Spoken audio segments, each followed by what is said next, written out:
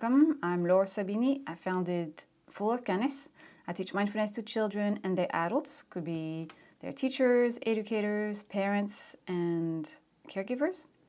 In this video, I'll share with you what mindfulness is, the theoretical definition, but also what I tell the kids, how I explain mindfulness to kids, and also what mindfulness is not. So mindfulness is known from Jan Kabat-Zinn. He's a professor of medicine and he brought mindfulness to the West.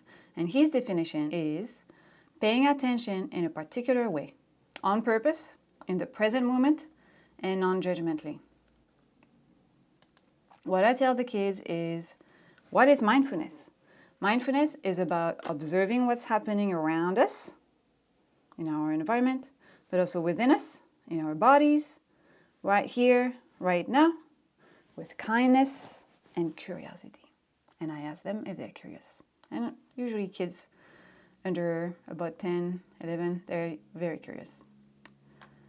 So what does that mean in practice? Mindfulness in practice can be a lot of things. It's a lot of practical tools. It can be about learning to observe our breath. It could be about using our 5 senses, which is something we used to do when we were kids. So it's about also observing sensations in our bodies.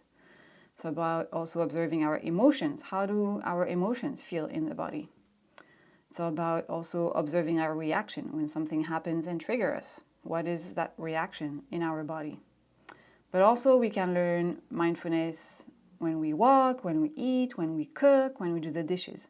That's one of the main difference between mindfulness and meditation. And I'd like to say also that I added gratitude because mindfulness can be a little bit neutral, but I think it's important to add a little touch of kindness, like gratitude, generosity, and kindness. Mindfulness can also be defined by this way. Mindfulness answers the following questions without judgment.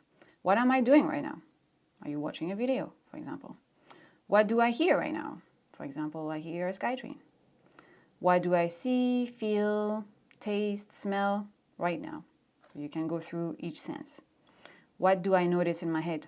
A lot of the time we have a lot of thoughts, and that's okay. Mindfulness is not, like we'll see later, it's not about not having any thoughts. What do I feel in my body right now? Maybe there's a little knot in my belly or around the heart or something, or pain somewhere. And all of these are answered without judgment, nor expectations. Now, what mindfulness is not. Mindfulness is not a disciplinary tactic. We might want, as we learn mindfulness, we might want to start using it as a disciplinary tactic with our kids, but that's not the way it should be used. Mindfulness is not only about kindness and happiness. It's not only about calmness, and happiness. So a lot of the time in our society, we think that we need to be happy all the time, we need to be calm all the time, but that's not the reality. We're all humans and we all have emotions, and emotions are valuable. They have a message. And with mindfulness, we might want, obviously, ideally to be calm, but sometimes it's not going to work. So it's okay. And we're just going to notice what we feel instead of calmness and be okay with it. And it's not about always smiling and always be happy. Mindfulness is not a silver bullet for everything that ails. As we're gonna, again, like practice mindfulness, we'll be like, oh, thinking that mindfulness can heal everything.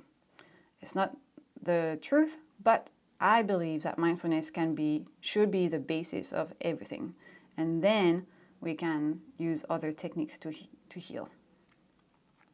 And mindfulness is not the absence of thought, like I mentioned earlier. We have lots of thoughts. Some studies say we have between 6,000. Some say that we have between 60,000 per day. So we always will have thoughts. But with mindfulness, we'll learn to observe them and not attach to them. So we'll let them go much faster. And mindfulness is not religious. Some mindfulness practices might come from some religions, but we most likely can find them in all religions. And breathing there's nothing about breathing that's religious, for example. So the way it's taught also today in the West is not religious. Now, mindfulness for adults versus children. Actually, the mindfulness practices are the same for kids and children. and they have the same benefits. The main difference is that for children, we won't go as deep and we won't do as long sessions as with adults. So, for example, for adults, we can do 1 minute, 10 minutes, 1 hour, sometimes even 10 hours a day of meditation if we can go to a retreat. But for children, we'll just expect maybe 15 seconds, which is fine, 1 minute, and maybe a little bit more if they're asking for it. And the earlier they learn mindfulness, the easier it will be to learn, and the easier it will be to help them during their whole life. As we become an adult, we get more trauma, more stress, more anxiety, so mindfulness will be a little bit harder maybe to learn and practice. And for kids, it's just so natural. I see with those 5, 6, 7 years old, it's just so easy. They get it very quickly. I tell them that actually they're better at it than me, which is probably the truth actually.